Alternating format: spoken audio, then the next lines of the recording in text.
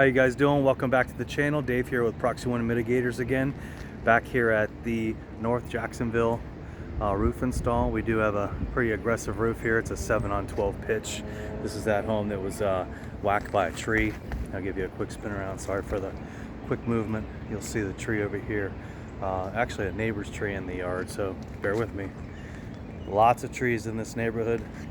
Check this tree branch hanging out right here above me. It's still here on this home, so we're trying to get the homeowner to do a little preventive maintenance and get rid of that branch before anything else happens. But we're here North Jacksonville with Land Roofing as a licensed roofing contractor, and you'll see the OC shingles here in the background. I've got a couple things I want to go over with you real quick, so I've got my clipboard. Let me spin you around real quick. We're at lunch right now, the crew is, so nice and quiet. We've got a can of Bolt here, some shingles. Here's that underlayment. Here's our drip edge, nailed to code. Here's our OC shingle. I'm not a real crazy fan of this particular color. Terracotta right here. I'll zoom in so we can see the packaging. But again, I want to review a few things with you guys. I've got my notes here. I'm going to zoom as much in as I can. Even brought my reading glasses with me today, so I'll try to keep this under a 10-minute video, but I've got another roof talk for you. A couple of topics I want to cover. You homeowners, this one's for you guys. This particular job here was a bit of a challenge. This homeowner had quite a bit going on, and again, it was when homeowners go through this stuff, we feel you. We feel for you guys. It's your first time dealing with this stuff, whether it's a disaster, you've got tree damage, you've got just simple roof replacement.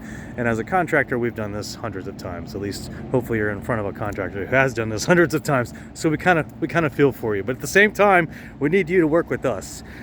We just really do. So this one was a bit of a challenge. I personally tarped this side of the roof over here when I came out here, and I did that under my brand name, Proxy One Mitigators, as a tarping is not a permanent fixture to a home, so you don't need a license to do tarping.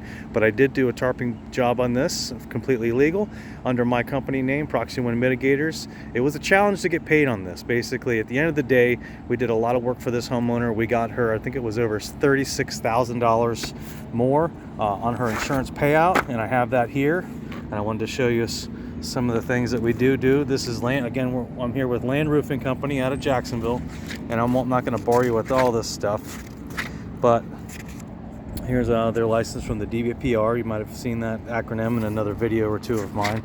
Oh, guess who these guys are? This is us. This is me. That's me as well. So at the end of the day, and I'm kind of bumping around already, we do roof R reports to show the roof itself, the dimensions. And what I wanted to get to, I'm just going to speed. Here's a weather report. I put this together. Here's our building codes. What codes are applicable to what homes and what counties. Here's what I wanted to show you, and I have it all pretty much blacked out. But here's actually Homeowners, and you guys might recognize this carrier. Here's an example. And pardon my dirty hands. This particular home, that's a 2. That says 21,388. So at the end of the day, this insurance carrier came out, assessed the damages, and they were willing to pay the RCV, guys, policy owners. Here's your first check, here's your difference between the first and the second, and here's your total payout of what the insurance company is going to pay you.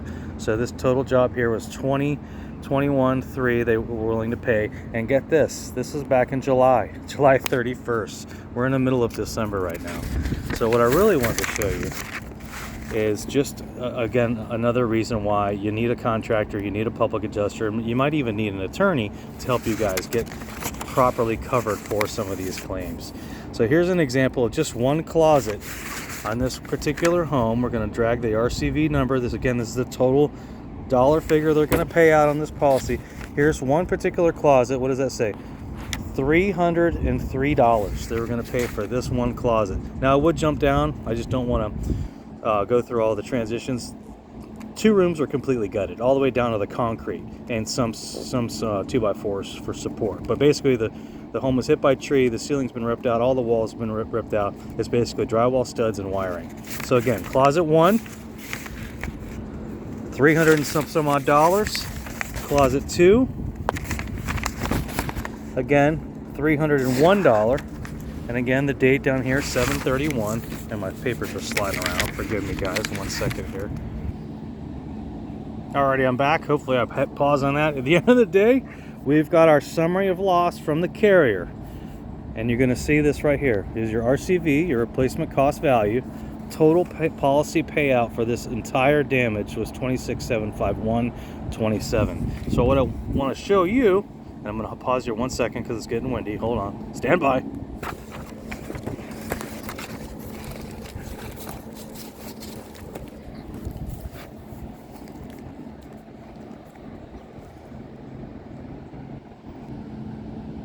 All right, guys, I'm back. Had to throw you on pause.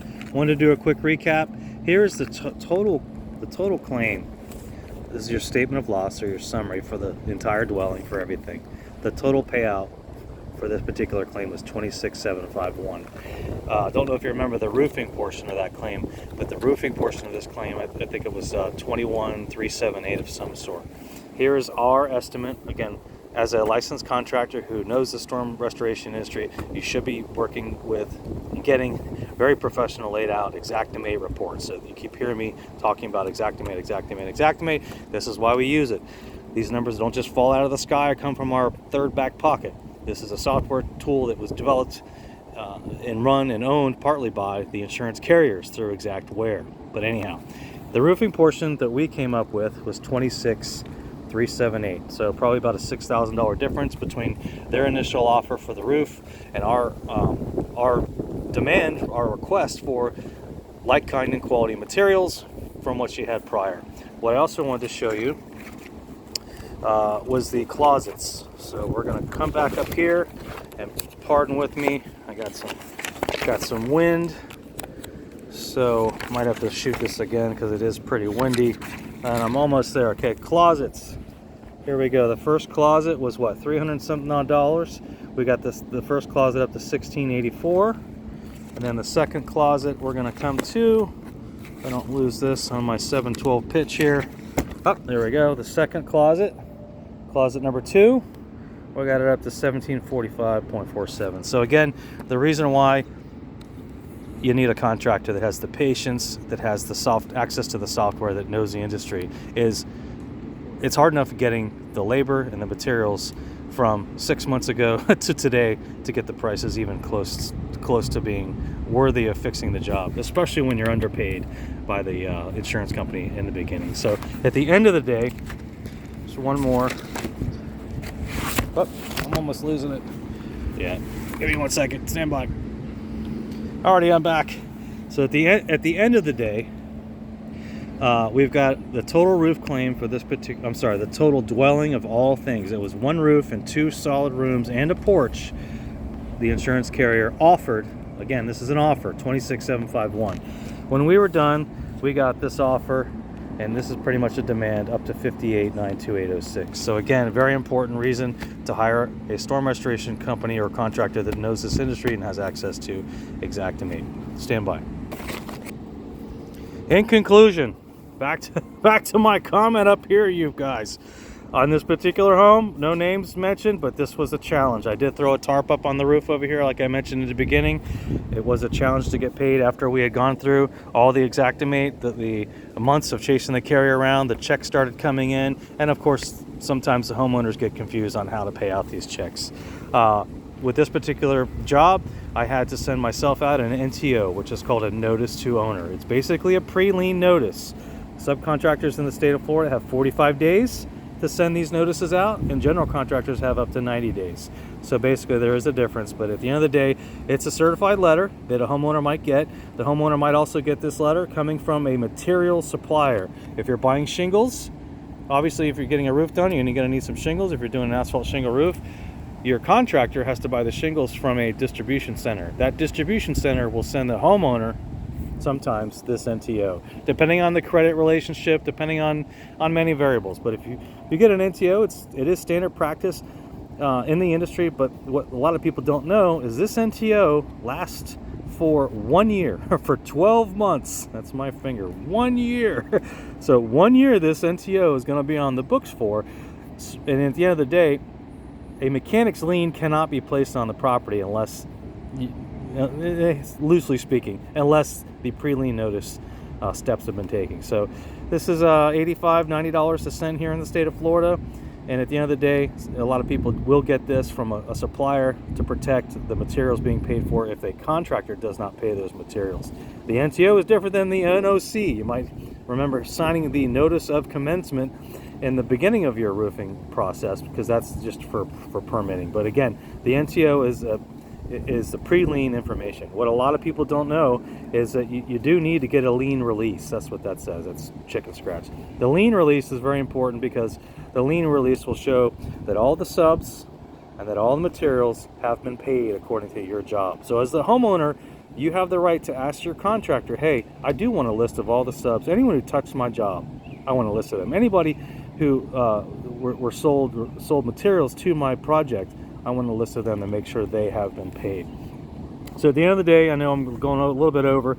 I want to cover a couple other things. I think because of some of the confusion here between the retail and the insurance process, it throws homeowners into a loop, and they react.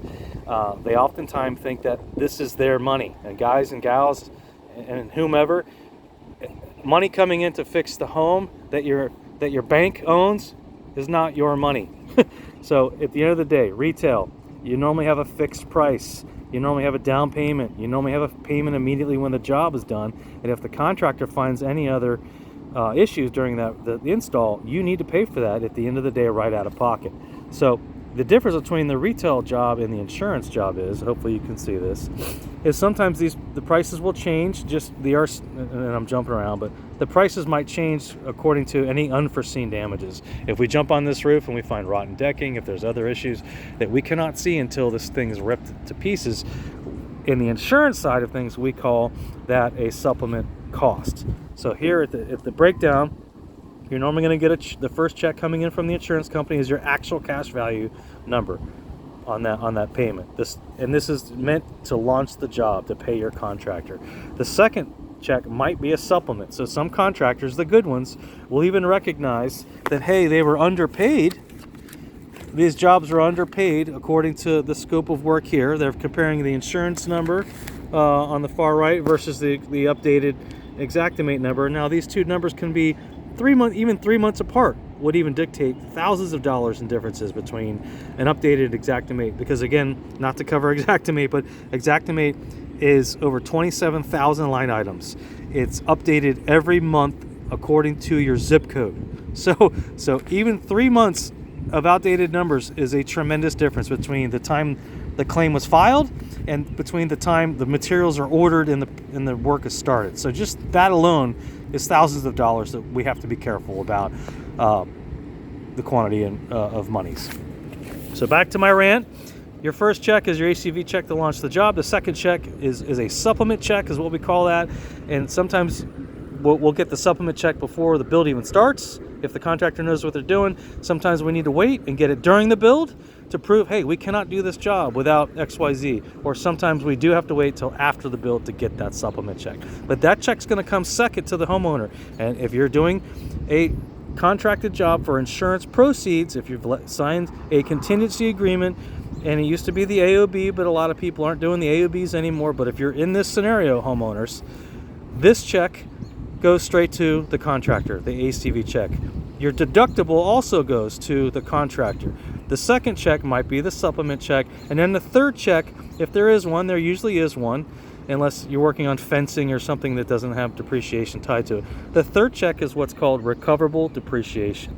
And that's usually in parentheses in your scope of loss. I'm not going to go through all of it there because I'm kind of crossing the lines of several things. But the depreciation is basically the difference between the ACV and the RCV. It's that middle column. A lot of carriers will make us prove, hey, the roof was put on, hey, the rooms were rebuilt, or the porch was done, etc., etc. The fence was put up before they'll send out the remainder of the payments, the total RCV. And again, the first check goes to the contractor, ACV. The deductible to cover, just like going to the doctor, your co-payment, goes to the contractor. The second check comes in, goes to the contractor. The third check, if there is one, will go to the contractor, because again, this is waiting. the carrier makes us prove we've done the work to release the rest of the money. So a lot of homeowners get confused on this process here, which causes some drama coming in up here, which causes us sometimes to have to file pre-lien notices or maybe even go to court to get the remainder of the project. So at the end of the day, I wanted to run through all this with you. Let me spin you back around. I got my specs on because I'm getting old. So thanks for your time again today, guys. This is Dave here with Proxy Wind Mitigators, again on a roofing job being produced by Land Roofing. Let me spin you around if I can be careful here. Any questions? 985-259-3352. Thank you.